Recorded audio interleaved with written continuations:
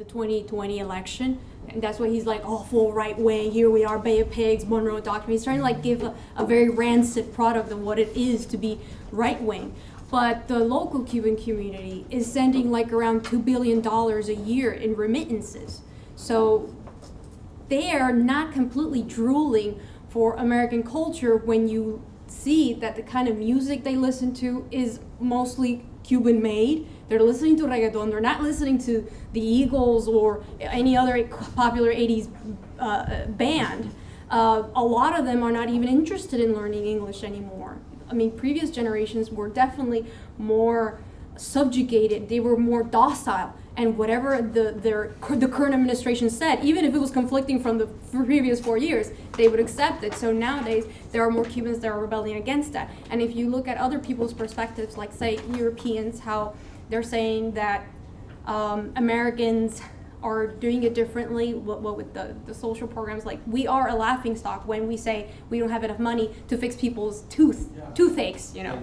And that's why you see that Europe is, since liberal social democracies have kind of gone bankrupt, that's why Europe is now coming up with their own solutions. And the fact that they're even trying to turn to fascism in Italy shows you that it's not that cultural American thing. Because even though, in my opinion, America has, like culturally speaking, has a greater tendency to go right instead of going communism, it's not the American predominant culture. I understand. And when I say that, I say it exactly because of that.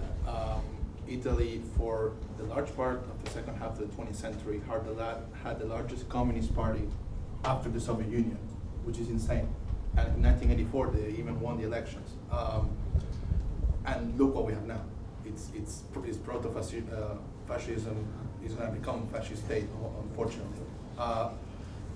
So maybe I'm a little bit more negative. I don't see, because the term hegemony has a very precise meaning in political science and this kind of meaning. So when you say that the United States or the liberal democratic order of the West is losing its cultural, especially cultural hegemony, I couldn't disagree more with you, honestly.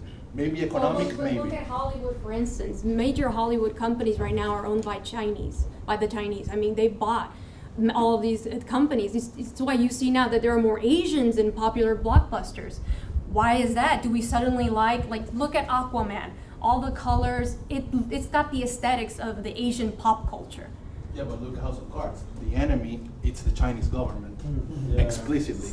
Yeah. So all of this was that we didn't get interrupted by troublemakers. We had a very civil, very educated conversation. Some people raised questions, others were speakers, and we mentioned also different parallel causes that all have to do with kind of like a progressive local ideology. And it's also a great opportunity to meet fellow activists, people who kind of share your ideas.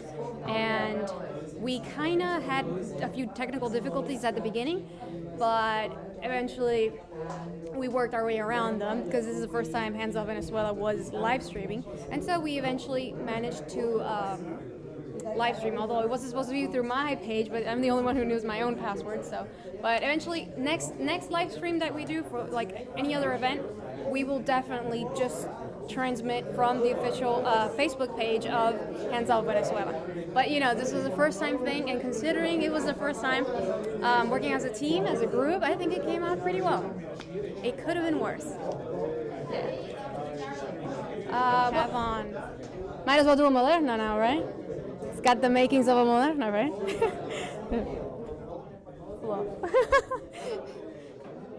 They gave me the pet.